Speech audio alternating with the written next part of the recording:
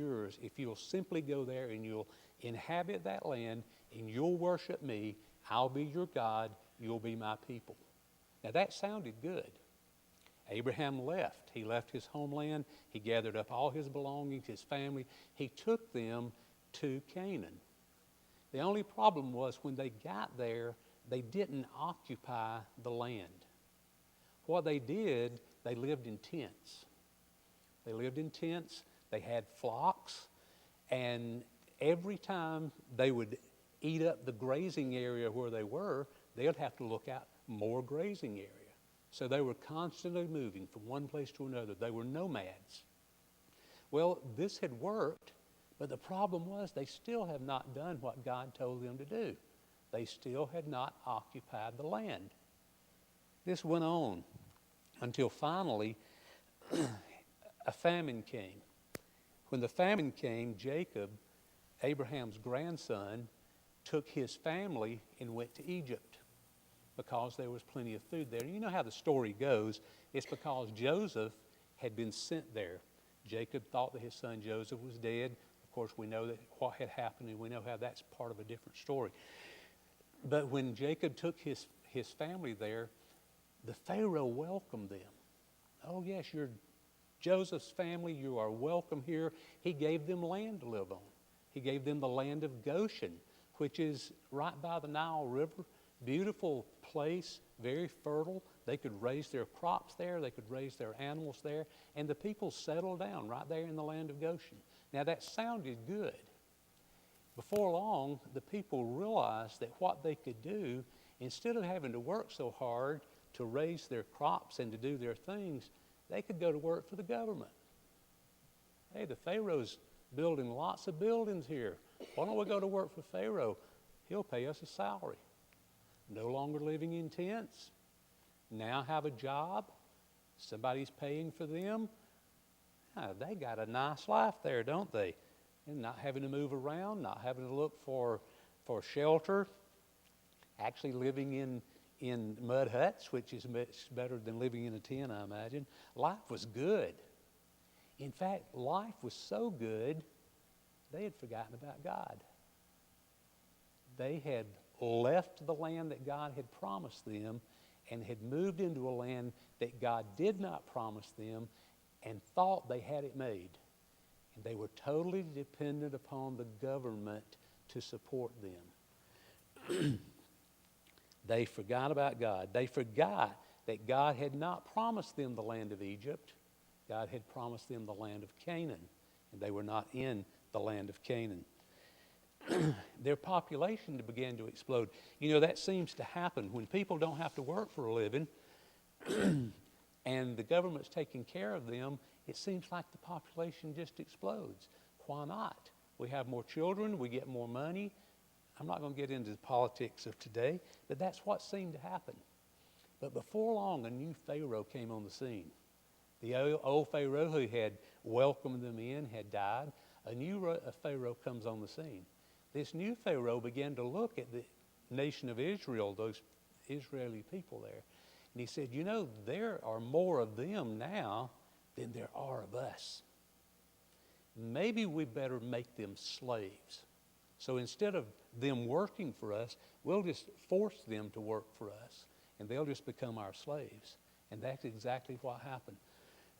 The Bible story is so explicit there, talking about what terrible taskmasters the Egyptians were, how brutal they were. And there's actually historical record of how brutal they were in their building programs. Someone died, just push them to the side and bring someone else in. They were all slaves anyway. So what if they died?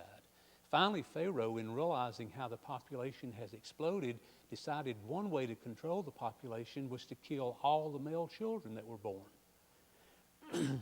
And that's exactly what was taking place at the time Moses was born. He decided that he had to control the population. 400 years has passed, and the people had forgotten about God. They have now become slaves to the government of Israel, of Egypt. But God had a different plan for them. They realized that they were living the life that God never intended for them to live. They realized that had they been God's people, which they still were God's people, had they not forsaken God, He would, in their covenant, He would have continued to bless them. So they began to cry out to God. It was still a long time, but God then raised up Moses to lead them from this particular land that they were living in. Before they could leave, though, you remember how the story goes, that Pharaoh had to be the one to release the people since they were slaves. And God told Moses to go to Pharaoh, tell him to let my people go. Well, it sounded good, but Pharaoh wasn't quite agreeable, was he? The Bible says that he had a hard heart. He didn't want the people to leave. All the plagues came. Finally, it comes the plague of the death of the firstborn. And Moses went to Pharaoh and told him, he said, if you do not let the people go, all these other plagues have been very mild. But this other plague that's going to come, the firstborn in every home is going to die on this night, including the firstborn animal in every home will die if you don't let the people go. Pharaoh said no, he would not let the people go. Now we know what happened. Moses then went back to the people of Israel. He said, the Lord has said that if you will kill a spotless lamb, take the blood of that spotless lamb, paint it on the door frame of your house. When the death angel passes over your house, he will know that you are covered by the blood of that spotless lamb, and your firstborn will live. And that's exactly what happened. That was the Passover. And that was the first Passover. That was the beginning of Passover. Every year, at a particular time of year, the people of Israel would bring their sacrifices. They would come in to this huge celebration in the city. Not enough room for everyone to stay. They would have to bring tents in, but it was a big celebration. AD 33. The Roman oppression is terrible. The people of the nation of Israel are once again living almost as slaves. What if they had a leader like Moses? What if someone else would rise up and lead us out from under this Roman oppression? Remember last week when Jesus came in and the people saw him and they recognized that, hey, maybe he can be this leader? I told you last week, remember, he could raise people from the dead. Even though Romans could kill you, Jesus could raise you from the dead. What other kind of leader would you need except a leader like that? So the people would get excited. But every year at Passover, the people expected that was when God was going to bring in this new Moses, this new Messiah was going to come in. People would come from all over the known world to Jerusalem to celebrate the Passover. They wanted to be part of the party, but they also wanted to be there when the Messiah came. They wanted to see him. The historian Josephus estimates that during a Passover, and during this particular Passover, there were approximately 250,000 people who had come into the city of Jerusalem. Now that's pretty amazing. Jerusalem was a city probably about the size of Rome. 250,000 people have come there. Many of these people have traveled great distances. They could not find and could not bring an animal to sacrifice at the temple for the distance that they came. They also, when they came and when they sacrificed their animal, they had to pay a tax to the temple. Now this is interesting. This is the way the temple operated. They collected a tax. You come to give your offering, then you gave your offering, but you also had to pay a tax, especially to give a sacrifice. The tax had to be paid in temple currency. They couldn't use the money from the lands that they brought. So here the people, the leaders in the temple, came up with this idea. And also the merchants in the city came up with this idea. This is a way for us to really make a lot of money. We'll sell these animals that these people need for a sacrifice, and we'll also exchange their money. Now, did they actually sit down and think out that plan to do that? Probably not. But over time, things evolve, and it gets pretty good. It's just like today. At Christmas time, you go to buy something that's marked up 3 times what it would have cost you to buy a month before. It's the exact same thing. They knew the people were coming. They knew the people were going to need these things, so they took advantage of the people when they came. Just imagine the scene there in the temple when Jesus and the disciples arrived there. It must have been total chaos. Tables set up everywhere. It was like a big flea market. Buying, selling. If you've ever been to a place like that, it's loud. People screaming and yelling, and people arguing over money, and you cheated me. And just imagine the sounds of that. Just imagine the sounds of the animals. And I told you that Josephus said that there was 250,000 people came. He also said that on this particular Passover, 25,000 animals were sacrificed in one 40-hour period. If you can imagine. Now, those animals were being bought and sold right there in the temple. That's the scene, the smell. Just imagine that many animals in one place, what it must have been like. But suddenly, in amongst all that chaos, suddenly someone comes walking into the temple, and all of a sudden it's like you can hear a pin drop. Jesus had just walked into the temple. Every eye turns to see him. Why did it get so quiet? Why did the animals get so quiet? Why did everything get so quiet? And Jesus walks into the temple, and he reaches down on the floor, and he picks up some cord, probably some they had the animals tied with or whatever, and he begins to braid it. Hasn't said a word until yet.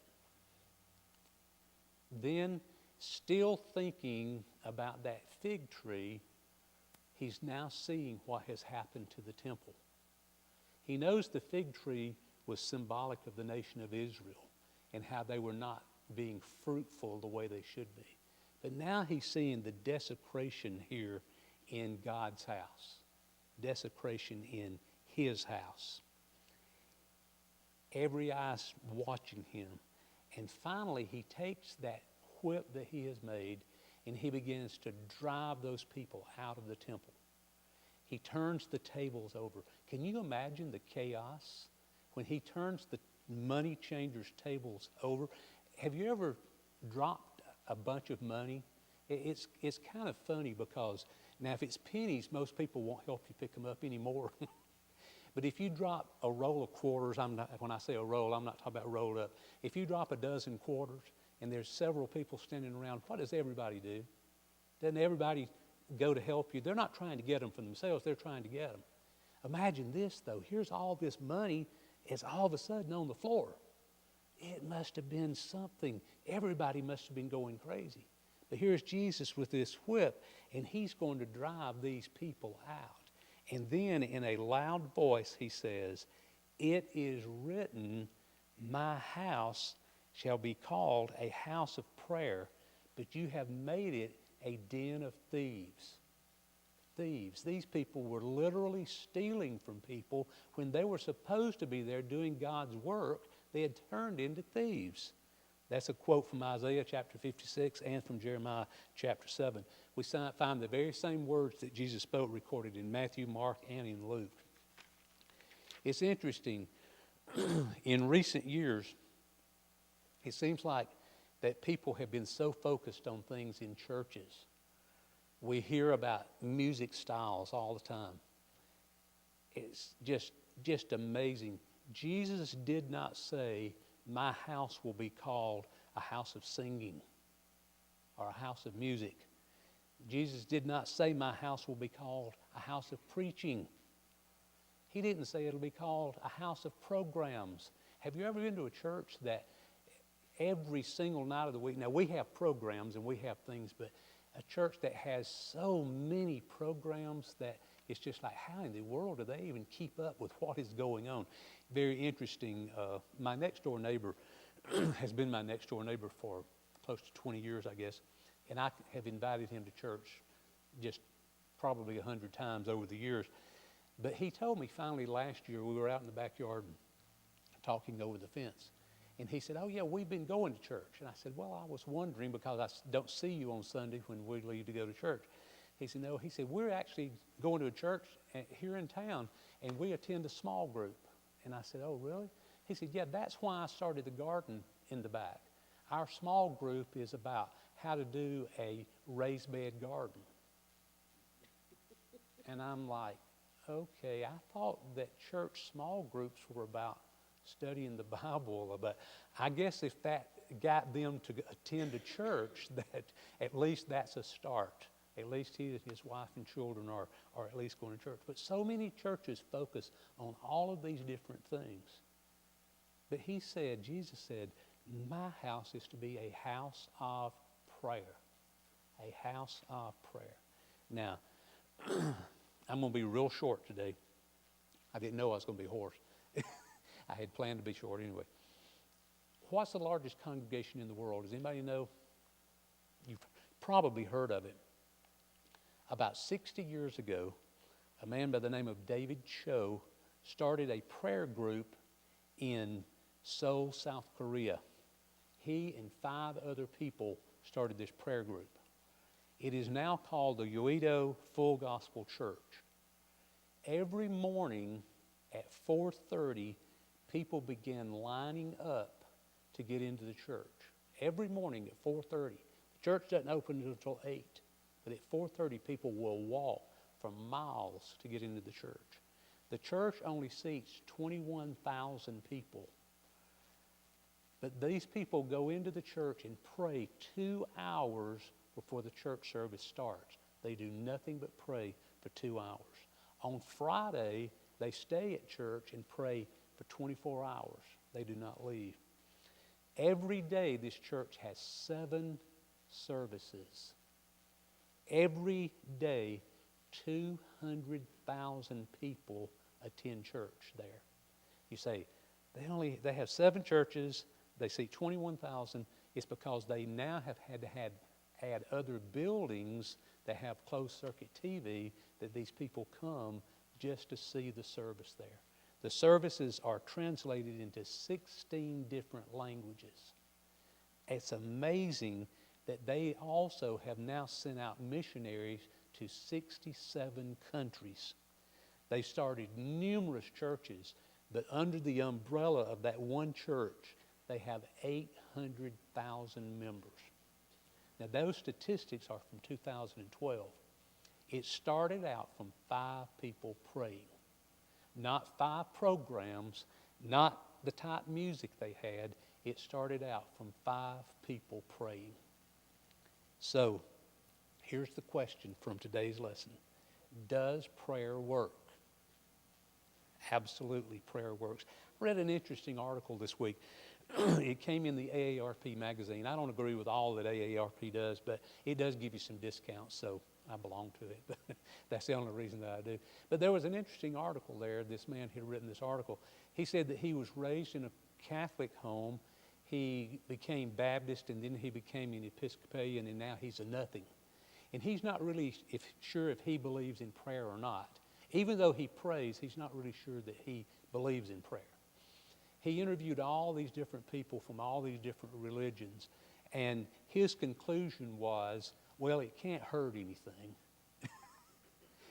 I thought, what a disheartening statement to hear, because he had interviewed people who said that they had had prayers answered, but then he had interviewed people who said that they had never had a prayer answered. I thought another interesting one that he interviewed was a Muslim man, because the Muslim man said that Allah always answers every prayer. Every request that you make of Him, He will answer. Some He will answer and give you what, now here was the kicker, He will give you what you ask for in this lifetime. If He does not give it to you in this lifetime, He will give it to you in paradise as a gift. In other words, you're going to get everything that you want. I don't think that's the way prayer works. But I do believe that prayer works. The other question is God's house supposed to be a house of prayer? We have to admit it is. If the answer is yes, then we need to get busy praying, don't we? That's what our focus needs to be. Our focus needs to be prayer. Now, in the day of the temple, and in the day of Jesus was here and in the temple, where did God dwell? The Bible says that God dwelled in the temple. That was his house. That was his dwelling place. But we live in a different dispensation of time. Where does God dwell today? In our hearts, in our soul. So if the dwelling place of God, the house of God, is to be a house of prayer, then what should we be about? We should be about prayer. I probably said it to you last Sunday or a couple of Sundays ago. I said it in Deacons meeting a couple of weeks ago. The time for us to be about prayer, and I'm not talking about it's time for us to do, I'll lay you down to sleep kind of prayer. You know, those kind of prayers are fine for children. But when we get to be grown people, we need to pray. The Bible says that, or not the Bible, statistics tell us that the average person prays 1.5 to 2 minutes a day. Isn't that amazing? 1.5 to 2 minutes a day. What if everybody just doubled the amount of time they prayed in 1 week? And then after a couple of weeks, you double that again. And just imagine spending time with prayer, with God in prayer. What a change it would make in our lives and in the life of our church. That's exactly what God wanted, what Jesus wanted the people to understand. God's house is a house of prayer. And if we are God's temple, then we should be people of prayer. And we should be praying. I told you I'd be short. Anybody have a question or a comment? And I know I sound like I'm uncomfortable, but I'll say it's just morning, and I have not been this way until this morning. Anybody have anything?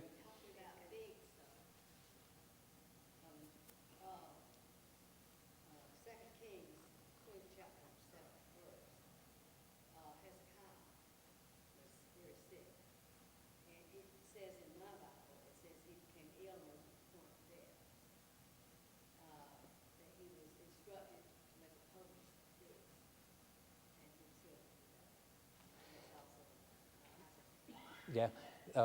I can remember there were so many of those remedies that we heard about like that. I can remember spraining my ankle really bad one time. And my grandmother said that she was going to make a poultice if she could find some figs. And I'm like, I was about 10 years old. I'm like, you're going to do what? And she got some figs, and I don't know what else she put in it, and she wrapped my ankle up, and by the next day, the pain was just about totally gone. So there were some really good remedies like that. That's right. Exactly right. That's right.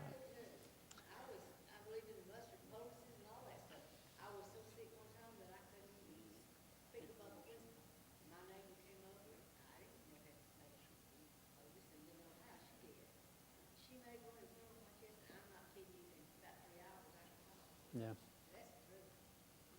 Yeah. It is. Anybody else?